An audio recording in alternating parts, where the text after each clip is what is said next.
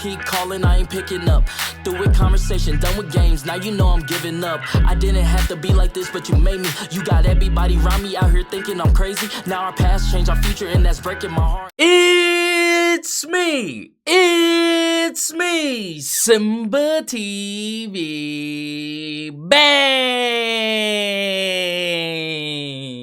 What is good, YouTube fam? It's your boy Simba coming back here again with another reaction video for you guys today. For today's reaction video, we got moments of animal genius that will amaze you. Now, you guys, man, you guys know I love just learning about like animals and things like that, man, and how intelligent they really are, you know, because they really are intelligent creatures, man. And I've been learning that from the past animal videos that we've been doing, so I can't wait to jump up in this, man. Let's get it.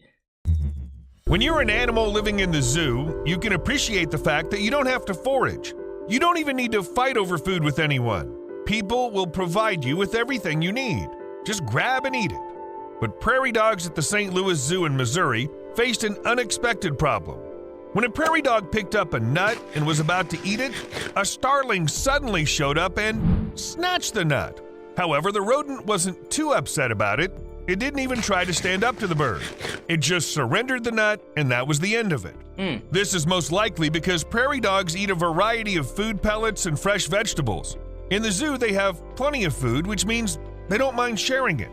So when starlings snatch food right out of the prairie dog's paws, its reaction is to just pick up another piece of food and keep eating. But that's not even the most interesting part.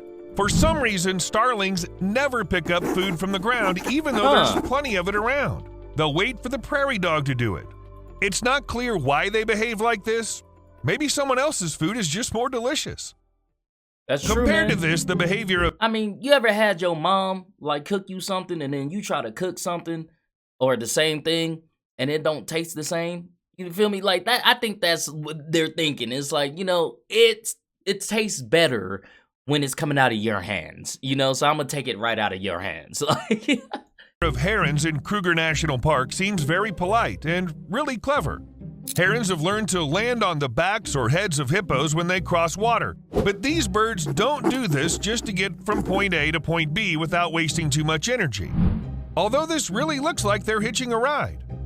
The thing is, the hippo that moves through the water disturbs the fish, and if the animal decides to relieve itself, this actually attracts the fish. It's a perfect situation for a heron. That's it just needs smart. to wait for the right moment and catch its lunch by impaling the fish on a sharp beak. The bird can repeat this trick as many times as it wishes.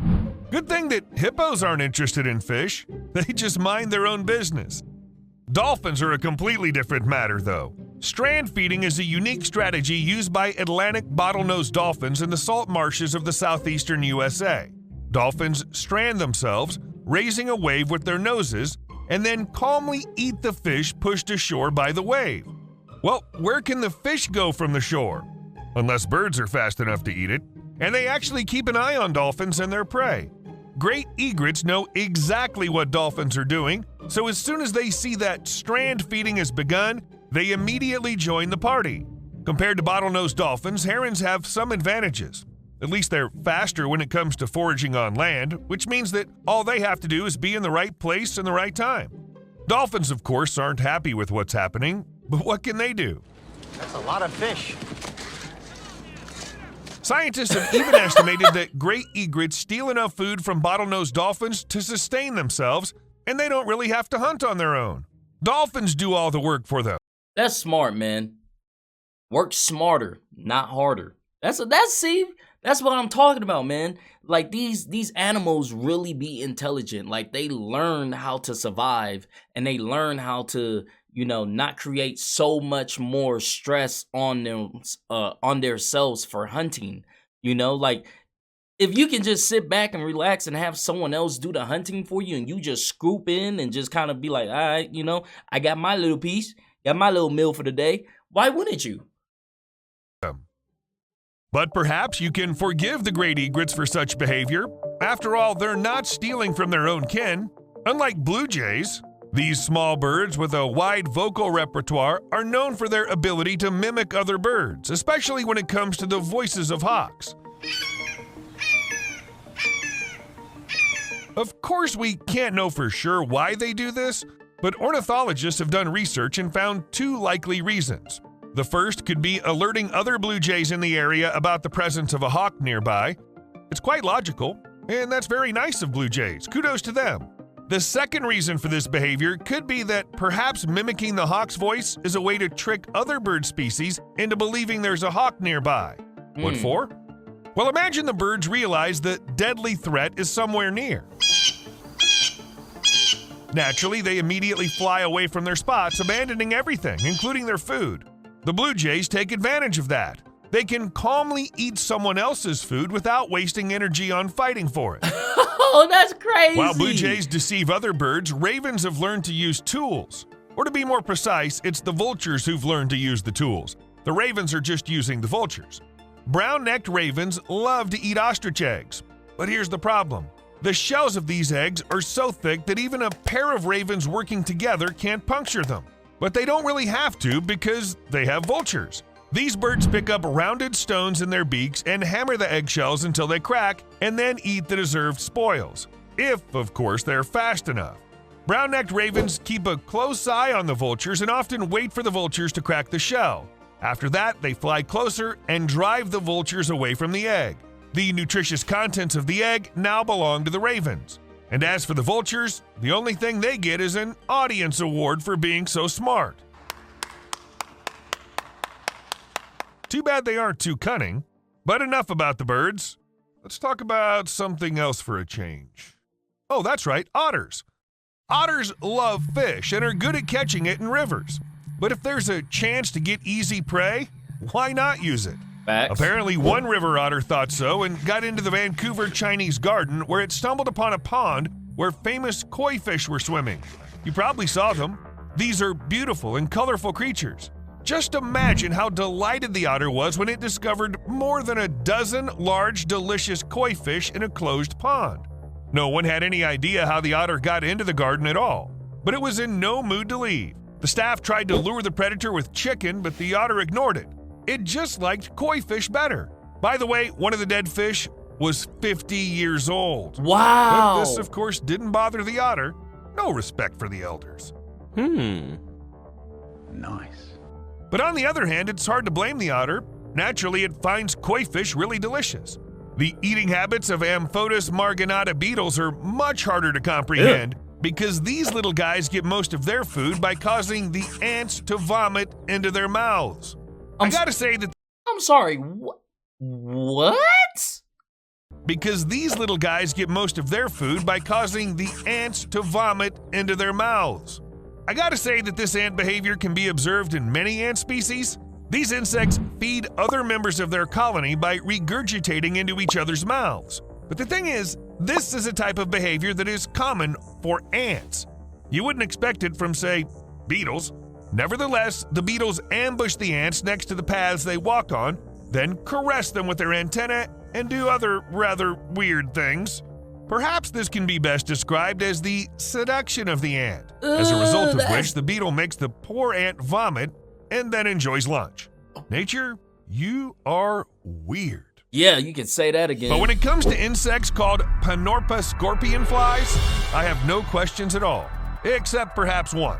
How come these small flying things have nerves of steel? The thing is, Panorpa scorpion flies sometimes feed by picking prey from the spider web. It's damn dangerous. According to the statistics that scientists managed to collect, approximately 65% of Panorpa scorpion fly males looking for food die precisely because of spiders. But at the same time, some of these insects act so recklessly that they fight with spiders and even mate in their webs, forcing the spiders themselves to wait on the sidelines. Nah, that's There's even been a thuggish. case where a That's a male thug. Panorpa vulgaris species offered spiders prey as a nuptial gift to a female. Here's another fact that I simply have to share with you. It's recently been discovered that Panorpa scorpion flies may be important in forensic entomology. That is, they could actually help determine how long a person was dead at the time of discovery, whether he was moved, and stuff like that. In short, Panorpa scorpion flies are really useful insects, though it's a little consolation to the spiders. Well, ready to get back to birds again? Let's move on to another species that prefers not to sweat too much and yet get what it wants. Meet a burrowing owl. Bro, owls are so creepy to me. Like the way they head move and their eyes and just everything about them is just creepy, bro. Like, I don't know. I never liked them. This small bird, the size of a soccer ball, prefers to hunt at any time of the day, unlike its relatives, which are active at night. In addition, the burrowing owl doesn't nest in a hollow somewhere high in a tree. It lives in a burrow. Really? However, burrowing owls never dig holes by themselves. First, they're most likely simply not adapted to this activity. And second, why bother if someone else can do it for you? Burrowing owls occupy burrows and tunnels dug by ground squirrels, prairie dogs, armadillos, tortoises, and even skunks. Moreover, this doesn't have to be an abandoned burrow. The owl may simply drive away some unfortunate prairie dog from the house it's been digging for so long. And the rodent has little choice: submit or get eaten. This is a truly parasitic relationship. What?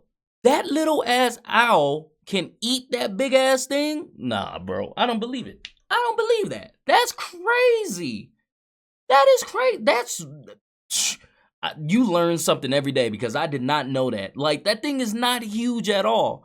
Like, of course, he says like the size of a soccer ball. Like, I mean, that is pretty big for a bird, but like to eat something bigger, like, nah, I don't know. That's crazy. Because if the population of prairie dogs or other burrowing animals decreases, it damages the population of burrowing owls too. Perhaps some skunk could stand up to the burrowing owl and defend its burrow. But what if you're attacked by an animal many times larger than you? I'm not even talking about hares and wolves. Here's a story about sperm whales attacking humans. And now that you've imagined something really spooky and Jaws style, I'll tell you what really happens. Sperm whales, of course, aren't interested in preying on humans. We don't fit into their menu. However, humans catch fish, and this is something sperm whales take interest in. Fishermen who are after wild salmon in the Gulf of Alaska are in constant competition with sperm whales. It wouldn't be so bad if sperm whales just ate fish that escaped the nets. Sperm whales have learned to follow commercial fishing boats to get huge amounts of easy prey. Bro, that is so wild how they have adapted to human nature like that. That is crazy. They're like, oh yeah. You see that boat? We gonna follow that boat because there's fish. There's fish in the water that boat is dragging. Free meal. Like, that's crazy. Sperm whales are waiting for people to deploy special devices that look like nets and fishing rods at the same time. They can be 1 or 2 miles long, and such long lines can have up to 5,000 baited hooks. The line drifts for several hours, then the fishermen pull it out and take their catch. Typically between 500 and 1,000 fish are taken from a 2,000 hook line, but only if sperm whales don't get to them first. After their rounds, only a quarter of the expected catch might remain. To understand what drives this behavior, the fishermen asked scientists for help, and they found out some interesting things. First, sperm whales have learned to recognize the sound of the engine, which unwinds and reels in the lines, and perceive it as a signal that dinner is served. And yes, sperm whales use echolocation, so they can pick up this sound at a distance of 3 to 19 miles, depending on sea conditions. Second, after discovering a catch, sperm whales take the fishing line in their mouths, creating tension that shakes the fishing gear and releases the fish. All they have to do then is to collect the fish like some sort of vacuum cleaner. This type of hunting requires much less effort than regular deep diving, and sperm whales like it so much that these usually solitary hunters can gather in small groups to eat a tasty and nutritious meal. No one has any idea what to do with this strategy yet, but scientists are working to solve the problem. See you later. I'm telling y'all, man, these animals, they are amazing. If you guys like this video, go ahead and hit that thumbs up button for me. Thank you guys for commenting, sharing, and subscribing. And I'll see you guys next time. Peace.